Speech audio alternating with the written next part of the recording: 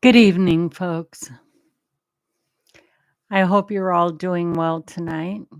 And I got some things on my mind I want to talk to you about.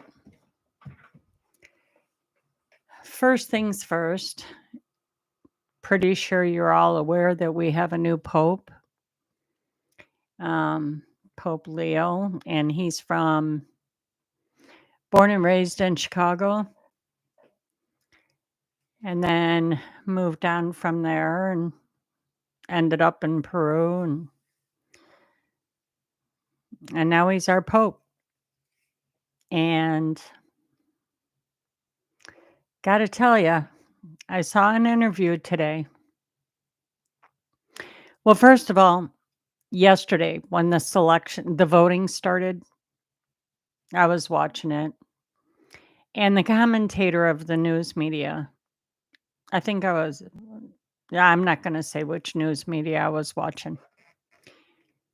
It was a conservative one. But anyway, they were showing 3 candidates that were liberal leaning, and then 3 candidates that were more conservative popes or would be popes. Well, this one from Chicago was on the liberal side. Doesn't surprise me one bit. Not one bit. Born and raised there. Remember that. Um, I was also raised Catholic, baptized baby Irish Catholic, right? Catholic. Went to Catholic grammar school. Um, Mostly by nuns. I think I only had 2 lay teachers. The rest were all nuns, right? Even went on a trip with the nuns, me and like 7 other girls, went on a trip to St. Louis, Missouri to the Mother House where you go to learn to be a nun. And they were introducing the idea to us that went. And after staying there and going through the routine with the see, here's the thing, when you graduate 8th grade, if you're interested in becoming a nun, and I don't know if it's still like this, but it was when I graduated. If you're interested in becoming a nun, rather than going to a regular high school, you can go to the Mother House in St. Louis, Missouri, take your high school there while studying to be a nun. And this way, you are, I don't know what you call it. You graduated being a nun and high school, and you're cutting out all that extra schooling, right? So anyway, I went. And after spending a weekend there and going through the daily activities of in the morning it's mass, and then after mass you go into a chapel to m- meditate.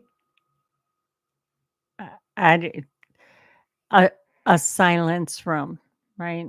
And then after you do your reflections, and then you come out, and then you take a tour and you see all the student nuns.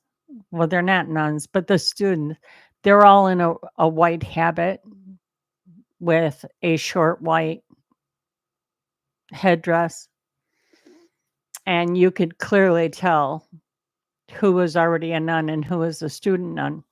And so we knew that if we decided to do this, that we would be wearing that white habit.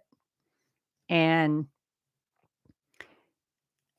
after watching their process, and then it was time to go to lunch, and we ate lunch, and then after lunch, then we got to walk around a little bit more. And then after we ate supper, it was time to go to mass again.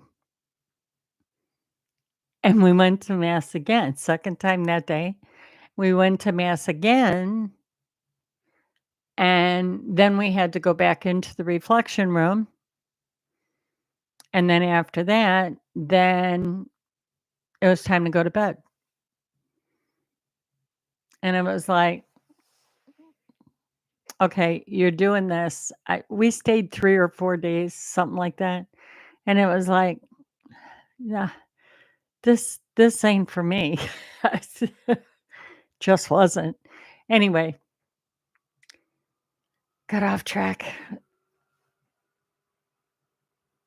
It was really weird because the majority of the people that I graduated 8th grade from, this parochial school, a lot of the boys went to Catholic high schools, which then there was no co-ed. It was boys went to this school and girls went to this other high school, Catholic high school. Well, I wanted public school. I was done with it, just done with it. And so went into high school, and it was like a brand new start to life. I actually got to wear real clothes instead of uniforms. And there was boys with girls, and that was all new to me. And, because I knew how my friends who weren't going to school with me, they were in the private schools. I knew that, their life was high school was back in uniform. No boys were in the school. It was an all-girls school, and I thought, "Oh, I'm really glad I didn't do that." And so anyway, getting back on track, after that experience, um, of course, then you get married, right? You have kids, and you do as tradition says. You baptize your children, and you raise them to be Catholic, right? You go to church every Sunday with them. You teach them the ways. When they get old enough, um, instead of going to Catholic grammar school, I just chose them to go to catechism, which was on a Saturday, and give them their religious class that way. And so I knew the priest, right? He knew me, and they needed a teacher for catechism. So I said, "Okay, I'll do that." And so I taught catechism. And I always chose 3rd grade, which 3rd grade, the kids aren't old enough to screw around, but yet they're not too young to where you could still hold their attention and talk to them, right? Third grade's a happy medium. And in 3rd grade, it was always about the life of Jesus, which I took an interest in that. So it just felt comfortable to me to teach 3rd grade. My boys hated it because by the time they got to 3rd grade, guess who was their teacher? Sneaky way for mom to keep an eye on your kids, right? And of course, you expect them to be better, being that, I'm drilling in their head, "Don't make me look bad?" So anyway, you know, I I was into it, and then after the boy in fact, 2 of my 2 oldest boys were both altar boys too. So you see, we were really living a Catholic life through and through from the time I was born, and, I never suspected any ill feelings. I never suspected any foul play. I never expected or suspected anything even close to what I'm hearing now. Nothing. Either I was so naive, which is a possibility, or it just didn't happen in my parish. So, as my boys got older and they were no longer, when your kids reach like 8th grade and that, they don't want to go to catechism no more. Especially when they get into them years and then they're going into high school. It's like catechism goes right out the window. And you're fighting tooth and nail just to get them to mass on Sunday. So in any case,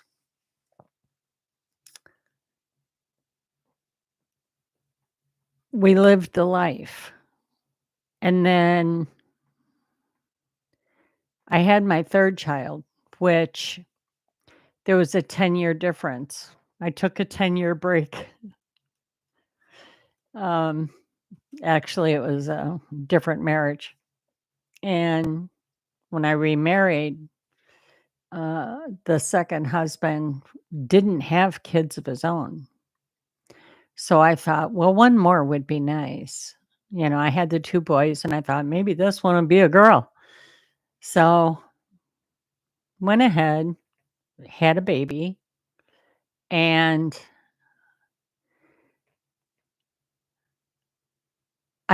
we had it where we lived then. There was a church right across the street. Now, that is not the church that I taught at, right? I taught at a different one. See, in Chicago, it was like every mile there was a Catholic church. I mean, everywhere you went, there was a Catholic church. They had so many churches. And the one I was affiliated with and taught was in a different location, but I lived across the street from another church. So I walked across the street because I had to arrange for my baby to get baptized. And I went in there and I talked to the priest, told him what I wanted. And he's like, um, "Where did you get married at?" And I told him, "City Hall." And he's like, "You didn't have you didn't make the sacrament of marriage in a church?" And I'm like, "No, we went to City Hall." And he's like, "And you had the nerve to have a baby against God's will in sin because you didn't have your marriage blessed?" And I'm looking at this man and I'm like, priest. I'm looking at this priest and he was old. He was old. And I said, "What exactly are you saying?" And he's like, "You should have never had that baby. Get out of my office."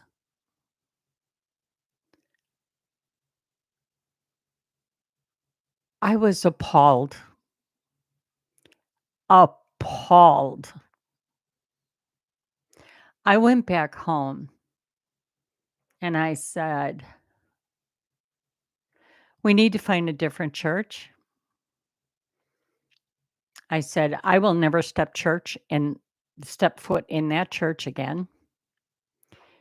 How dare that man tell me I shouldn't have had my child?" So, I went back to the church that I taught at and that my kids were altar boys at and all that, and I went and I talked to the priest I knew very well. I told him what this other priest said from that other church, and he said, "I'm sorry you went through that." He said, "Obviously, he was a very old school priest, and he should have never said that to you." He said, "We will go ahead and arrange the baptism for your baby." And I'm like, "Thank you." He says, "But I really do wish that you would have your marriage blessed." And I says, "Well, I'll go home and talk to my husband about it." So, as it was, we had the baptism for the baby, and then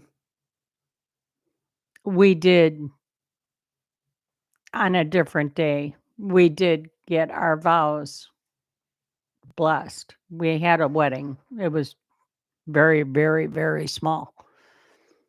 And, in fact, I only wore a suit, a nice skirt with a blazer, and he wore a suit. And in fact, my 2 sons were the altar boys for my wedding. And that was it. And it was after that whole ordeal, I thought, my boys aren't going to catechism no more. They don't even want to go to church no more. After that experience with that priest, I don't want to go no more. I'm done. I'm done. After the way that priest talked to me, and after the way I was shamed. How dare I have a baby? I mean, I was done. And I thought, you know what? I'm I don't need a middleman to talk to my God. I don't need a middleman to worship and glorify Jesus Christ. I just don't. These people, that priest, what makes him more holy in Jesus's eyes than me when God created us all equal?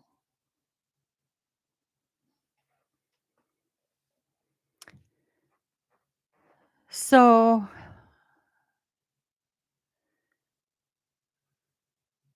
I went a couple of times on Easter, and I did like the midnight Christmas Eve mass. I did like that. That was it. That was it. When you are insulted and shamed for bringing a beautiful baby into this world because you didn't pay the church to go like this to you.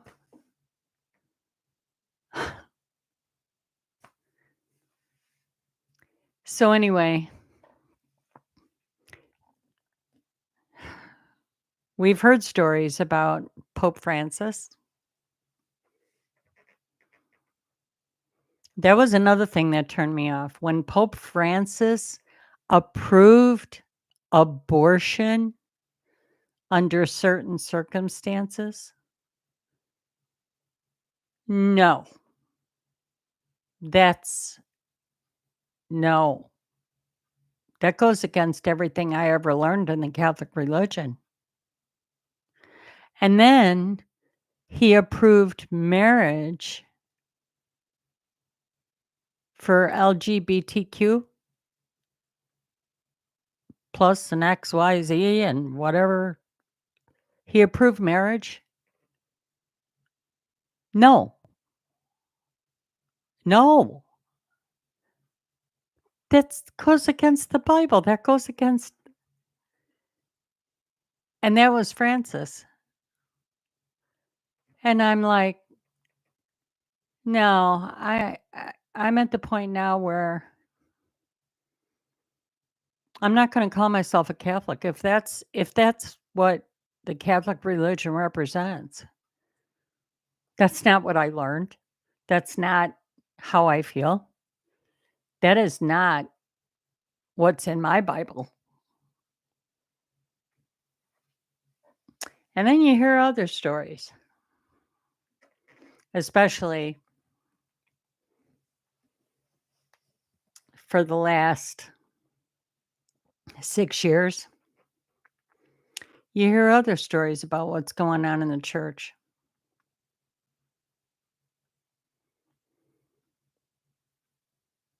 I'm awful glad I was my kid's teacher. I'm awful glad that I was right there supervising what was going on with my boys. Not that I didn't trust the priest that I knew and that was in charge of the catechism program, because I did. He was a wonderful man. Wonderful man. Priest. Wonderful priest. I'm not judging him on the ill will of others. I am not.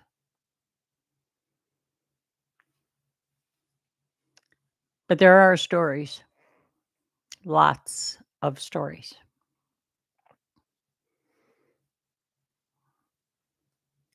And there are a lot of victims. In parochial schools. You know what I'm talking about. There's a lot of stories about the Vatican. A lot of ceremonies.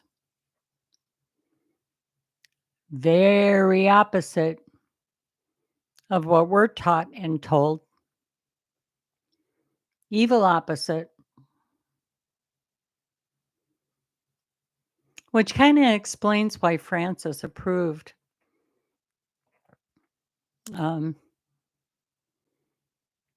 early deletion of conception, right? And why he also approved against God's will of same-sex matrimony.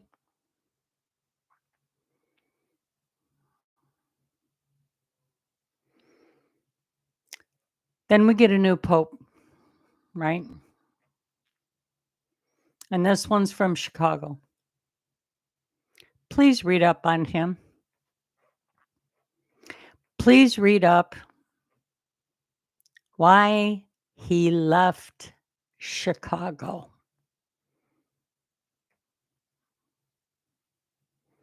When he first became a priest, he was was appointed a parish. They had to move him.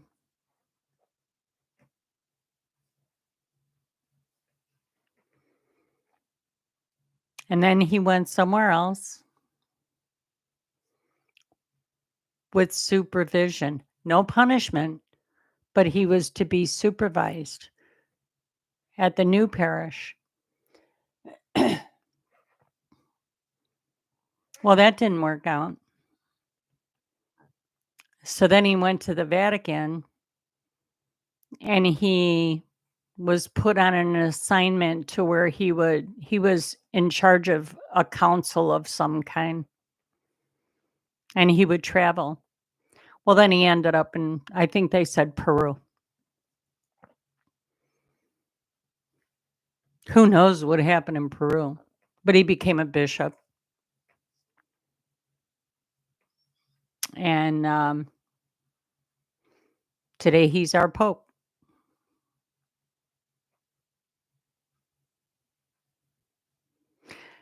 You can learn everything about this Pope. Just look him up. Look him up.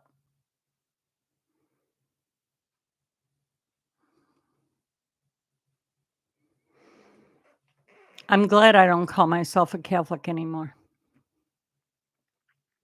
I don't need to belong to a religion. I don't even know why there are different religions. We all pray to the same God. Well, with the exception of Iran or wherever, but we all pray to the same God. Our Lord Jesus Christ is our Savior. No matter if you're Catholic, Lutheran, Baptist, Protestant, I don't care. That's how it is. So why do we need a middleman? Why all these divisional churches, denominations? It's meant to divide us. I don't need to go to a brick and mortar building on a Sunday to be allowed to talk to my God. You see that bed right there? Every night when I lay down in that bed, I have beautiful, private, quiet time. And I talk to him for quite a while. I don't need permission from anybody. I don't need somebody to say, up, you could start talking at 10 o'clock. Don't talk before Sunday. And you got to be in this building. No. No.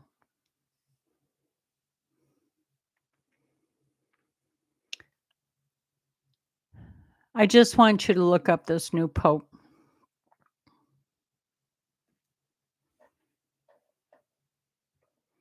He's worse than Francis.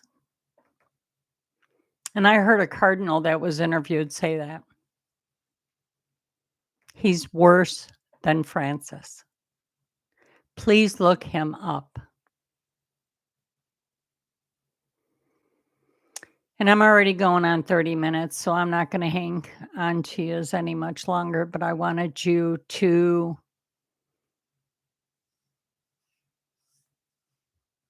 hear my side. This is my feelings.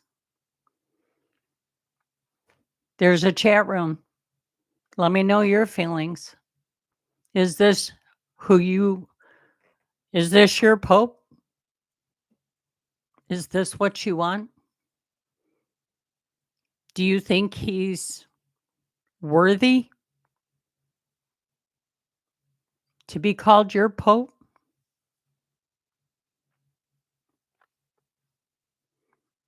You have a blessed night. I thank you for coming and listening to me. And I would love your viewpoints, please. And if you would like and subscribe, I very much need the viewership and the likes and the subscribe and the action in the chat brings up my algorithms. I appreciate that. I don't ask for nothing else. You have a wonderful night. Be blessed. And I will see you the next time. Good night.